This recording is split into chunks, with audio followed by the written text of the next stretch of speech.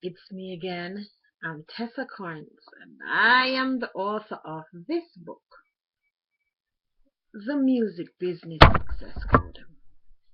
Now, this book is about teaching you how to manage a campaign and all of that.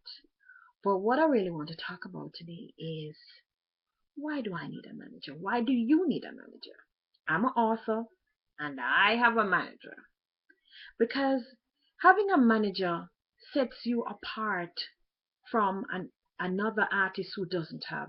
And a lot of industry people do not like to speak to an artist directly, because most artists depend on, they basically are energized or they're fueled by their emotions, while a executive wants to speak to somebody who can just deal with you clear cut right off the rip.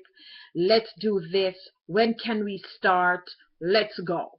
Another artist would come and say, you know what, just not in the mood to talk to this person now, let me turn off my phone, I just can't be bothered. But you don't want to do that. What you really want is somebody there to say, well, come on, let's go, Tess, let's go, let's do this. It's not the right time to do this. Let's figure out another way how to do this or do that. I don't like that promoter. That promoter is, something is wrong with him. You want somebody to be that third eye. So a manager, when you're choosing a manager, it's good to find out if that person is, not only has connections in the music business, because some of them might not have connections in the music business, but they are expert at networking. So you want somebody who is like a go-getter, who can speak up for you, who can negotiate on your behalf, who can say, well, okay, who understand the business of music in some sense, and say, well, let me look at this contract before we hire a manager and an attorney. Let's see if this contract is worth viewing before I even send it over to the attorney. So that manager is like your spokesperson, and they set the barriers around you to protect you from some of the villains. Let's say your career start boosting, and then all of a sudden everybody start to whisper in your ear, oh, this.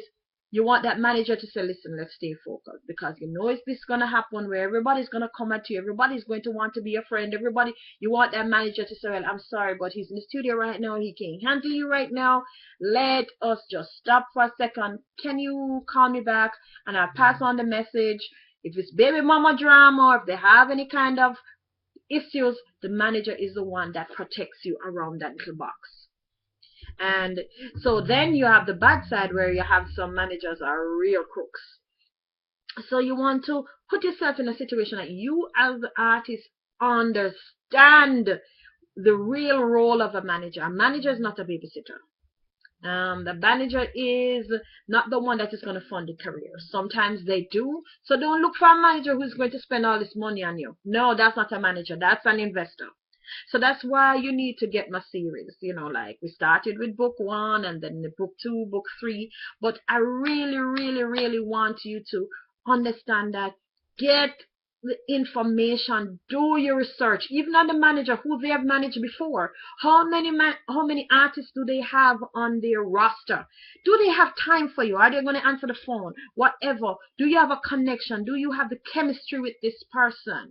So you really and truly need to build a chemistry with somebody, that trust level. So like if they say it's 5,000 for a gig, and they say, well, I received 5,000, you can take their word for it. Like, I know. Like my manager, I can say, I know nobody not going to tell me the truth but my manager.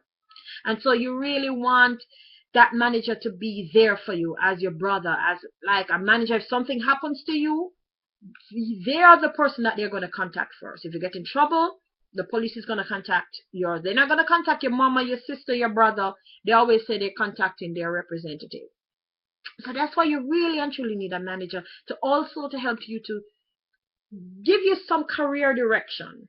You might be going the wrong way, and they say, well, hey, Tess, this is not the right time. Like when I just started my book, my manager said, listen, Tess, we're going too fast. Let's try and pick up a new approach. I'm like, okay, all right, whatever you say, you know best. So sometimes you really can't argue with them because they're seeing on the outside, they're hearing what the people saying outside, and you're batting off those flies from your ears because everybody wants to tell you what they think.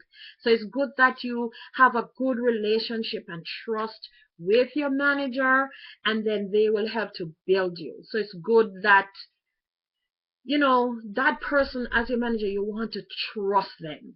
And the minute you start losing trust, cut ties. Everybody's happy than you having suspicions and that person having suspicions and they can't deal with the stress, or you're stressing out your manager and the manager says, listen, I don't want to work with you. You're too stressful. And know what's in the contract, how you can get out of that management contract, how much is last. Let's say they blew you up and you make sure not lost someone, when you get out of that contract, if they can get paid after the contract because they already give you that hit record. So that also should be in your contract negotiations. So I hope this is informative for you. My website is mystrithewriter.com. That is Mystri, the writer.com. And see you again. Bye.